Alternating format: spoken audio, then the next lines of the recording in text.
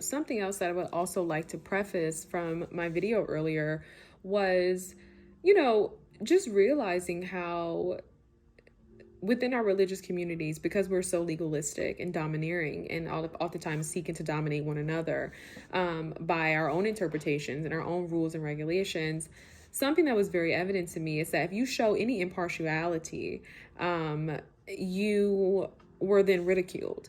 But this was also very contradictory because what was very evident to me was that there was no person who was always on all the time, right? People fall short. People have a long day at work. People have other things going on in their lives that may deter their attention and deter them from necessarily showing up in this very self-righteous kind of like way. And instead of it being just a very clear understanding that there's not one single person who's walking that is living this lifestyle and living this life like just completely through, right? Because we make mistakes, because we get tired, because we're human, right? We then have this very ugly thing that religion oftentimes creates in people. And it is this repression. And a lot of times that repression comes out as being someone who actually is pretty evil and does some pretty sinister things. And I don't want to use evil, but I'll say someone who does some pretty sinister things, right?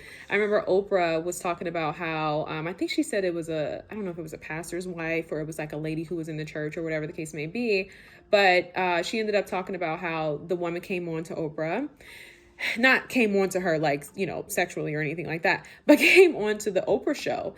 And she wanted to tell her story about how she was within this religious community. But, at night she did like sex work, and Oprah decided not to air it because she felt as though, the woman had a child. And she was like, I would not want to do that. So I say that to say, I think because of the human standpoint of legalism, what you have is a lot of people who ultimately go into these communities and they're corrupt, right? And we turn a blind eye to the killings, right? We turn a blind eye to those religious leaders who abuse their members in congregation, right? The very innocent people who are coming to them, and who are seeking community and who are very vulnerable.